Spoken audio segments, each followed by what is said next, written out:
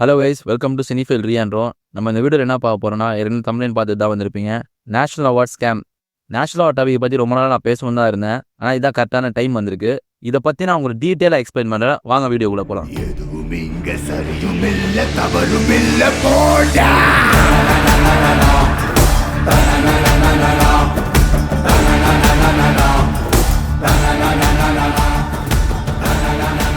National அவார்ட்னா first என்னன்னு சொல்லிடுறேன். இந்தியாவில் இருக்க எல்லா படத்துக்கும் தர ஒரு தேசிய மரியாதை தான் வந்து national award. As for then special work, அவங்க நல்ல ஒர்க் அந்த படத்தில் அப்படின்னா அதுக்கு தர ஒரு அங்கீகாரம் தான் நேஷனல் அவார்டு. இந்தியாவோட ஆஸ்கர் நேஷனல் அவார்டு. ஏன்னா ஆஸ்கர் அவார்ட்ஸில் நிறைய இந்தியன் ஃபிலிம்ஸ் போய் அவார்டு வாங்கியிருக்கு. ஆஸ்கர் அவார்டுக்குள்ளே போகிறதுக்கு ஒரு பெரிய ஸ்ட்ரகிள், ஒரு போராட்டமே இருக்கும் இந்தியன் ஃபிலிம்ஸ் ஆஸ்கருக்கு போகிறது. வெறும் நல்ல காசு இருக்கிற ப்ரொடக்ஷன் ஹவுஸால தான் ஒரு படத்தை ஆஸ்கருக்கு அனுப்ப முடியும். மற்றபடி எல்லா படத்துக்கும் நேஷனல் அவார்டு, இந்தியாவிலேருந்து கிடைக்கிற அவார்டு இந்த அவார்டு தான். நேஷனல் அவார்டு எப்போ ஆரம்பிக்கப்படுதுன்னா 1954 ஆரம்பிக்கப்படுது. நேஷனல் அவார்டு வந்து இப்போ 75th year of national award list வெளியிட்டிருந்தாங்க ரீசெண்டாக. இதுக்கு முன்னாடி வந்த நேஷனல் அவார்ட்னா வந்து ரொம்ப மோசமாக இருந்தது. இதுக்கு முன்னாடி வந்தது இந்த வருஷம் வந்து இட்ஸ் வாஸ் லைக் பீக். நான் டீட்டெயிலாக வரேன். ஃபஸ்ட்டு இந்த வருஷத்துலேருந்து வரேன். 2025 ரிலீஸ் பண்ண லிஸ்ட் வந்து 2023 வந்த படங்கள் பெஸ்ட்டு தான். 24 படமும் சேர்த்து தான் கொடுத்துருக்காங்க. அது வந்து அவங்க எப்படி தான் 2 வருஷம் மிக்ஸ் பண்ணி தான் கொடுப்பாங்க. அவங்களே ஒரு கரெக்டான ஆர்டரில் வந்து சமீபமாக கொடுக்கல. 2 வருஷம் மிக்ஸ் பண்ணி தான் கொடுக்குறாங்க. இப்போ வந்து அவங்க பண்ணுற தப்புகள் வரேன். நேஷனல் அவார்டை வந்து ஃபஸ்ட்டு எப்படி கொடுத்துருந்தாங்கன்னா, best director, best screenplay writer, best supporting actor, best actors, அந்த மாதிரி வந்து இந்தியாவிலே யார் அது பெஸ்ட்டாக பண்ணியிருக்காங்களோ அப்படி கொடுப்பாங்க. இந்தியாவிலே வந்து இந்த படம் தான் பெஸ்ட் படம், இந்தியாவிலே இவர் தான் பெஸ்ட் டைரக்டர், இவர் தான் பெஸ்ட் ரைட்டர்னு சொல்லி 2019-20 வரைக்கும் கொடுத்துருந்தாங்க. லாக்டவுன் வரைக்கும். லாக்டவுன் அப்புறம் நேஷனல் அவார்டு எப்படி ஆயிடுச்சுன்னா 2021 best Tamil film, best Kannada film, best Telugu film, best Hindi ஃபிலிம்னு சொல்லி லாங்குவேஜஸாக பிரிச்சுட்டாங்க. அங்கேயே நேஷனல் அவார்டு தரம் இறங்கி போச்சு. என்ன ஒன்று, அவங்க எல்லா லாங்குவேஜ்காரவங்களும் அவார்டு தரணும்னு சொல்லி இந்த மாதிரி மாத்திட்டாங்க. இன்னும் ஒன்றையும் தர அவார்டு எல்லாமே வந்து பயங்கரமா பாக்ஸ் ஆஃபீஸ் பண்ண படத்துக்கு தான் இப்போ கொடுக்குறாங்க. முன்னால நேஷனல் அவார்டு பியூரோ எப்படின்னா ஒரு நல்ல படத்துக்கு நேஷனல் அவார்டு கொடுத்துருந்தாங்க. அங்கேயும் அப்பவும் பாலிடிக்ஸ் இருந்ததான் செஞ்சது. இப்போ வந்து உச்சகட்டம் ஆயிடுச்சு. பிஜேபிக்கு அவன் சொம்படிக்கிறானா அவனுங்கெல்லாம் நேஷனல் அவார்டு மாதிரி ஆயிடுச்சு. இப்போ இருக்க நேஷனல் அவார்டு பியூரோ அப்படிதான் பண்ணுது. எப்படி படத்தை சூஸ் பண்றாங்க இமேஜினே பண்ண முடியல. ஃபார் எக்ஸாம்பிள், இந்த வருஷம் நேஷனல் அவார்டு லிஸ்ட்ல வந்து பெஸ்ட் ஆக்டருக்கான அவார்டு வந்து SRK கொடுத்துருப்பாங்க ஜவான் படத்துக்கு. அதுக்கப்புறம் வந்து கூடவே அர்ஷத் வாசிக்கு 12th ஃபெயில்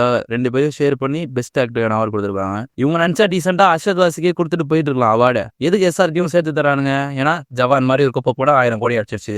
1000 கோடி அடிச்ச படத்துக்கு நாங்கள் நேஷனல் அவார்டு கொடுப்போம்னு கொடுத்த மாதிரி இருந்தது. 1000 கோடி அடிச்ச படங்களை வந்து அவார்டு தரணும், அதிகமா பாக்ஸ் ஆஃபீஸ் பண்ண படத்துக்கு அவார்டு தரணும். அதுக்காகவே இவங்க அவார்டு தர மாதிரி ஆயிடுச்சு. ஃபார் எக்ஸாம்பிள், இப்போ அவார்டு லிஸ்ட் எடுத்து பாருங்க. பெஸ்ட் தெலுங்கு படம் பகவான் கேசரி. எப்படி இவர தெரியல? இவர தெரியலையே. இவர்தான் பிரிட்டிஷ் இளவரசர் சார்லஸ்.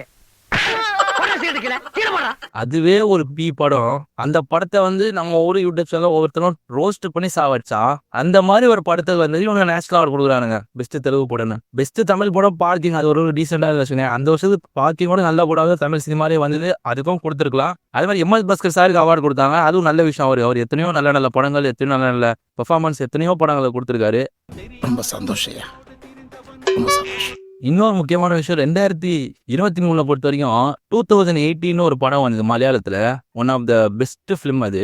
அந்த பட்ஜெட்ல அந்த படம் மாதிரி ஒரு படம் எடுக்கவே முடியாது. அந்த படத்துக்கு வந்து இன்னும் நிறைய அவார்ட்ஸ் கிடைச்சிருக்கு. ஏன்னா அந்த படத்துக்கு வந்து ஹாலிவுட்ல கூப்பிட்டு அவார்டு கொடுத்தாங்க அந்த படத்துக்கு. ஆனா இந்தியால இருந்து அந்த படத்துக்கு வந்து எந்த ஒரு ரெகக்னேஷனும் பெரிய அவார்டு தரல.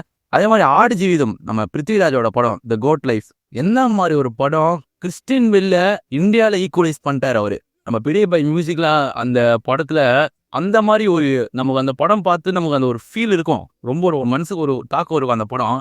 இங்க உயிரை கொடுத்து ஆட்காக ஒருத்தரோட கஷ்டத்தை வந்து அவங்க உண்மையை சினிமா எடுத்தா அவார்டும் கிடையாது, ஒரு மயிரும் கிடையாதுன்னு இப்படி சொல்லி அனுப்பிச்சிடுறானுங்க.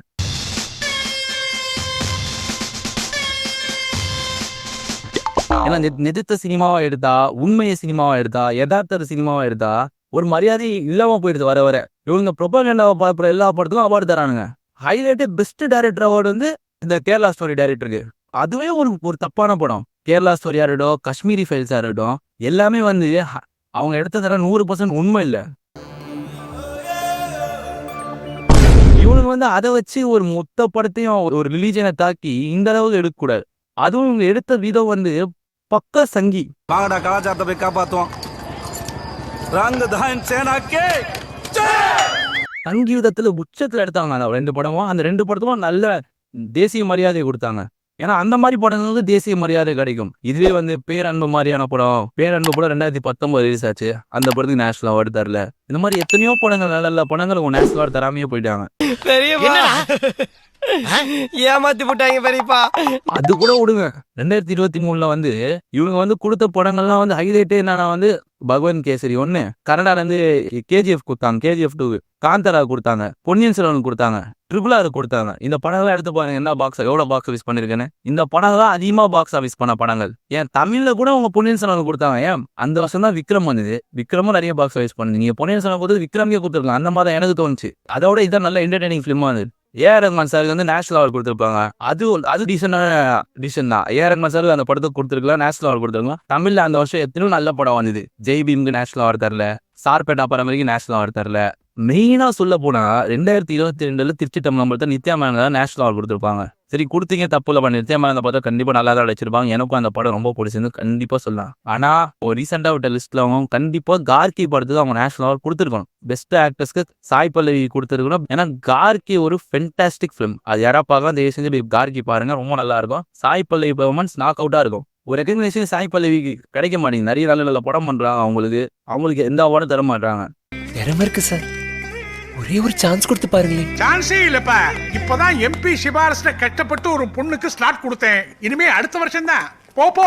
இவங்க வந்து பாலிவுட் ஆக்டர்ஸ்க்கு தூக்கி அவார்டு கொடுத்துறாங்க. பெஸ்ட் ஆக்டர்ஸ் யாரு, ஆலியா பட்டு கொடுத்துறாங்க, யாருக்காவது கொடுத்துறாங்க. ஒரு ரியல் பெர்ஃபார்மன்ஸ், நல்ல நடிக்கிறாங்க, அவங்களுக்குலாம் எந்த அவார்டு ரெகக்னேஷன் தான் இப்ப கொடுக்கறது இல்ல. இதோட பீக் எப்படின்னா வந்து 2018 தமிழ் சினிமாவோட கோல்டன் வருஷம். ஏன்னா வட சென்னை வந்தது, 96 வந்தது, பரியரும் பெருமாள் வந்தது.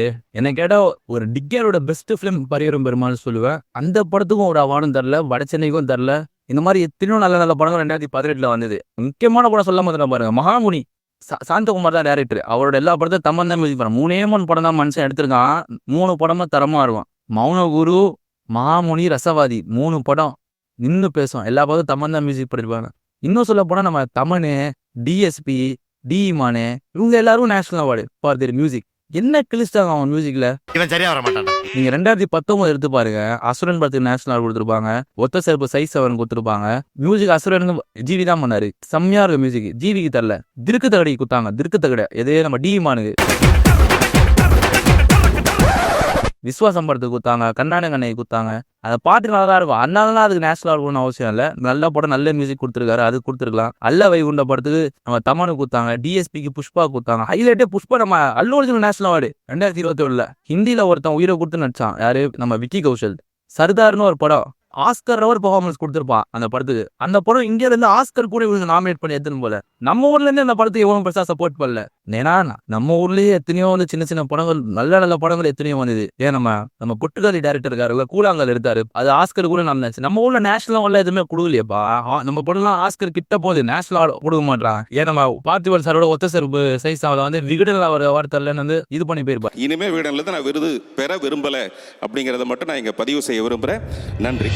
ஏன்னா அந்த படம் வந்து ஆஸ்கர் எலிஜிபிள் இருந்தது அந்த வருஷம் 2019. டென்ஷனாக தான் செய்யுங்க. ஒரு நல்ல கிரியேட்டர், நல்ல படம் எடுத்திருக்கான், நல்ல சினிமா எடுத்திருக்கான். அவன் சினிமா வந்து உலக தரத்துல இருக்கு. ஆனா நம்ம ஊர்ல அந்த சினிமாவுக்கு மரியாதை தெரியலன்னா அவனுக்கு எவ்வளவு கோவம் வரும். ஏன்னா ஒத்த செருப்பு சைஸ் 7 படம் மாதிரிலாம் எடுக்க முடியாது, ரொம்ப கஷ்டம். ஆனா அந்த வருஷத்துல வந்த இன்னொரு மிக சிறந்த படம், அந்த படத்தை யாராலையும் திருப்பி எடுக்க முடியாதுன்னா அது பேரன்பு. டைரக்டர் ராம் எடுத்தது. அவரோட பிலிமோகிராஃபி எடுத்து பார்த்தா அது தனி வீடியோவே போடலாம். எல்லா படத்துக்கும் அவார்டு கொடுத்துருக்கணும். அவர் எடுத்த எல்லா படத்துக்கும் அவார்டு கொடுத்துருக்கணும். அந்த மாதிரி ஒரு பிலிமோகிராஃபி வச்சிருக்காரு டைரக்டர் ராம். ஏன்னா அவர் படம் தான் வந்து ரொம்ப ஒரு ஹார்ட், ஒரு மாதிரி நெஞ்சுக்கு ஒரு தாக்கத்தை கொடுக்கும். அவரோட எல்லா படமும் வந்து இந்தியாவோட one of the best director. ஏன்னா அந்த மாதிரி ஒரு கிரியேட்டர் ராம் வந்து. ஆனா அவர் வந்து தமிழ் சினிமா இன்னும் பெட்டரா யூஸ் பண்ணும். ஏன்னா இப்போதான் அவரோட படம் பறந்து போக வந்தது. அதுக்கு என்னால அன்பார்ச்சுனேட்லி வீடியோ பண்ண முடியல. ரொம்ப ஆசைப்பட பறந்து போக வீடியோ பண்ணோன்னு. ஆனா 7 கடல் 7 மாதிரி கண்டிப்பா வீடியோ வரும். நெக்ஸ்ட் வந்து நம்ம பிரியாணின்னு ஒரு படம் இருக்கு. எத்தனை பேர் பார்த்துருப்பீங்கன்னு நிச்சயமா தெரியல. அது வந்து தமிழ் படம் கிடையாது, மலையாள படம். அந்த படத்தை யாரா பாருங்க. அந்த படத்துக்கு வந்து இவங்க எப்படி அவார்டு கொடுக்க போறது இல்லைன்னா அந்த படம் வந்து நிறைய அவார்டு வாங்கியிருக்கு. சாந்தான் இப்போ ஒரு படம் ரிலீஸ் ஆச்சு ரீசெண்டா ரிலீஸ். அந்த படத்தை பேண்டே பண்ணுவாங்க. ஏன்னா உண்மையை படம் எடுத்து யதார்த்தத்தை படமா எடுத்தா இங்க நிறைய பேர் கைகால உதறுது, புரியுதுங்களா? எடுக்கவும் விட மாட்டானுங்க உண்மையும் யதார்த்தத்தையும். அதுதான் இங்க பெரிய பிரச்சனையே. இங்க எத்தனையோ பேர் நல்ல படம் எடுக்க ரெடியா இருக்காங்க, நல்ல படம் எடுக்க விட மாட்டாங்க. ஒரு நல்ல படம் எடுத்துட்டு போய் சென்சாருக்கு குத்தா கூட அவ்வளவு கட்டு போடுறான். நம்ம ஊர் சென்சார்லாம் உச்சகட்ட கட்டு போடுறான். மத்த ஊர் சென்சார் போடலாம் பாருங்க, அவங்க பூச்சி எதனாலும் வைக்கிறானுங்க, எதனாலும் யூஏ போட்டு குத்துறான். ரீசெண்டா நீங்க வெற்றிமாறனோட படமே எடுத்து பாருங்க, பேட் கேர்ள். அந்த படத்துக்கு எத்தனை கட்டு கொடுத்தா. இன்னொரு படம் ரிலீஸே பண்ண மாட்டேன்டாங்க. வெற்றிமாறன் ப்ரொடியூசர் அவர் ப்ரொடக்ஷன் வச்சு மூட்டு போறேன்டாரு. என்னால தாங்க முடியலப்பா டென்ஷனு.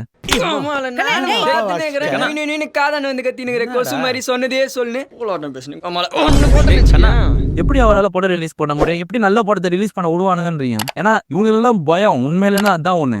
உண்மையை படமா எடுத்தா இவங்க சூத்துல பீருக்காரு, அதுதான் உண்மை.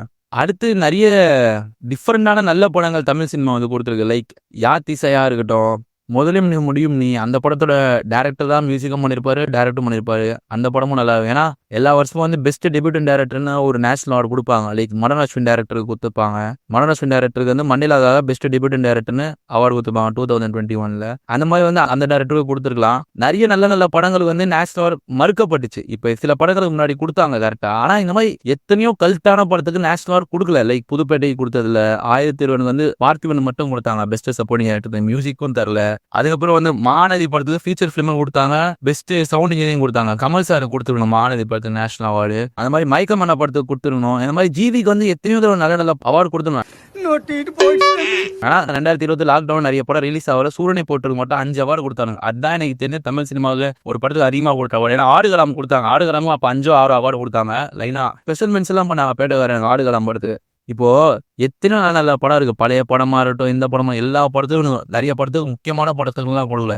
போன வருஷம் எத்தனை நல்ல படம் வந்தது. மகாராஜா வந்தது, அமரன் வந்தது, மலையாளத்துல மஞ்சுமல் பாய்ஸ் வந்தது, பிரம்மயுகம் வந்தது. இப்போ வரைக்கும் இந்த வருஷம் வரைக்கும் நிறைய படம் டூரிஸ்ட் ஃபேமிலி வந்து எத்தனை நல்ல படங்கள் வந்தது. இப்போ புஷ்பா 2 வந்திருக்கா, அது குத்துருவாங்க. இப்போ காந்தாரா 2 வந்திருக்கா, அது குத்துருவாங்க. காந்தாரா 1 கூட நேஷனல் அவார்டு கொடுத்தாங்க. ஏன்னா அது ரிஷப் ஷெட்டி பர்ஃபார்மன்ஸ் நல்லா இருக்கும். காந்தாரா 2 கூட எடுத்து பாருங்க, அந்த படத்துக்கு நல்லா செலவு பண்ணி பயங்கரமா அந்த ஸ்கிரீன் பிளே எல்லாம் ஒர்க் பண்ணியிருந்தாங்க. அந்த படம் இவ்வளவு நல்லா இருந்தது. இந்த மாதிரி படங்கள் நீங்க கொடுத்தா கூட பிரச்சனை இல்லைங்க. ஒரு ஹார்ட் ஒர்க் போட்டிருக்காங்க, ஒரு எஃபர்ட் போட்டிருக்காங்க, கதையிலையும் ஸ்கிரீன் பிளேலையும் ஆக்டர்ஸோட பர்ஃபார்மன்ஸ்லயும் ஒர்க் பண்ணிருக்காங்க, எல்லாமே பண்ணிருக்காங்க. அந்த படம் ஹிட்டும் ஆயிருக்குன்னா நீங்க அந்த படத்துக்கு தாராளமா அவார்டு கொடுத்துருப்பாங்க. ஒரு சினிமா வந்து நல்லதை ப்ரொஜெக்ட் பண்ணலாம். சினிமா இருக்கு. ஒருத்தன் வந்து கடத்தல் பண்றான், அவன் கொள்ளை அடிக்கிறான், கவர்மெண்டே ஏமாத்துறான், ஊழல் பண்றான், சம்பாதிக்கிறான், கெட்ட வழியில சம்பாதிக்கிறான். அதை வந்து ஒரு ப்ரொட்டாகனிஸ்ட் பண்றான். ஒரு படத்தோட ப்ரொட்டாகனிஸ்ட் அந்த எல்லா கெட்டதும் பண்றான். ஆனா அவன் தான் ஹீரோ அப்படின்னு சொல்லி நீங்க பெரிய பட்ஜெட் படங்களை எடுக்கிறீங்க. லைக் புஷ்பா, KGF, இன்னும் நீங்க சில இந்த மசாலா படம் எல்லாம் சொல்லலாம்.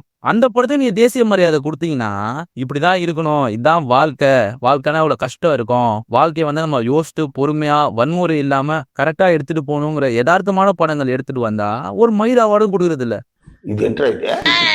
ஏன்னா வந்து இங்க இப்போ என்னதான் நல்லது பண்ணாலும் இங்க தீமைக்கு தான் பவர்னா நல்ல சினிமாக்கு தான் எங்கெங்க போவான்.